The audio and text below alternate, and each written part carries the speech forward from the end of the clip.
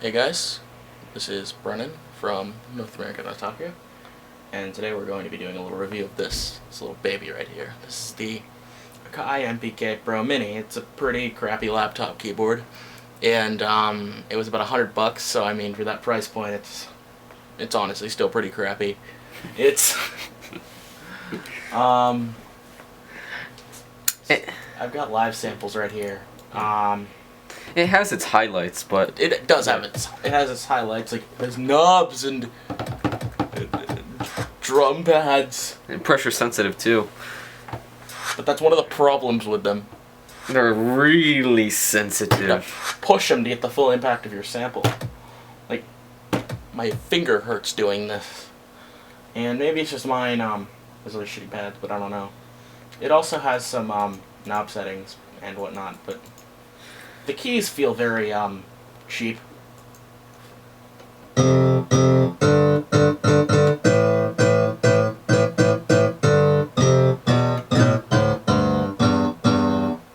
It's pretty shitty. I mean, Well, I mean, for the price point, the keys can actually work pretty well, but it's not even a high point, it's just an average point. This keyboard's just really bad, honestly. I mean, but it's only $100. It gets the job done. I mean, you compose music with it. you know, it was also 100. No, I don't anymore. I just use my I don't compose it either. I could program MIDI notes with just these, and if I really want to. Yeah. Well, I guess the real question is, who do you think this keyboard would appeal to? Absolutely no one.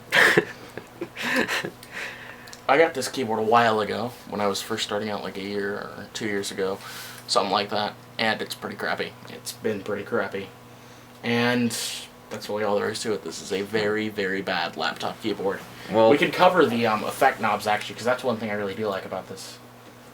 Just go ahead and open up an instance of Massive. We're using Ableton Live 8 for this because I guess the biggest problem was the feel, and that it sometimes seems like the slightest tug on the I'm not sure. Is it micro USB or mini B? Mini B. It's. You sure about that? We'll have to double check. I'm pretty sure it's just standard. It's not Well, it's got to be some small standard. But what happens is the slightest tug on the thing and it'll disconnect, and that's pretty annoying. Yeah, we had to do this like 6 times over, but. Yeah. And then you have to restart Ableton, and you know, it can get annoying. Yeah. Go ahead and do MIDI learn here.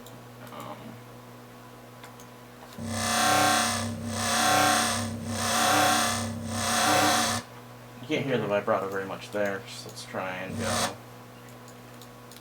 New sound.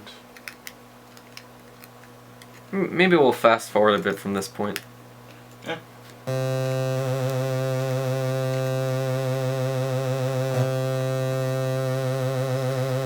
So the knobs do have some use. And they feel pretty solid. It's just that paint chips easily.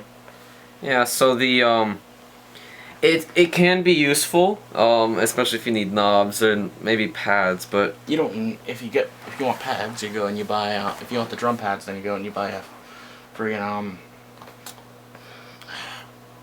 I can't even remember now. you buy something that's specifically designed for drum pads, because this you have to press really hard in order to go and use the actual drum pads. The keys do feel cheap. I think the best way to describe it, honestly, would be kind of like a children's keyboard, like the ones that you buy for little kids that they play with. The keys are very soft. It's not solid like a real piano, really at all. Or not even real piano, like just decent keyboards. And yeah. And let's see. On top of that, there's also a response delay, but I'm not sure if that has to do something with the software or the actual hardware. But yeah, I think that definitely needs to be pointed out. Yeah. But so I guess overall we could say we really don't recommend buying this thing. No matter what, if you're just starting out and you want a good keyboard, Maybe if you can pick it up used and cheap, But yeah, honestly, like $40-50 is all you should pay for this. This is not worth it at all. The most useful part is the actual knobs, because that's the only thing you can't just use your normal computer keyboard for. Macro knobs are they're just, even you don't really need them. I mean, actually no, the macro knob's the one thing you can't really just do with your keyboard instantly. And even then, I don't want it sitting in front of me only doing knobs, and I could just buy a set of macro knobs. Yeah. So I guess overall, we definitely can't recommend this product. 2 thumbs down. Yeah. Thumbs down. Can't get that in the shot right, but you get the idea. This is not a good product. Don't buy it. Yes. This has been North American Otaku with Damien and Brennan. We are signing off.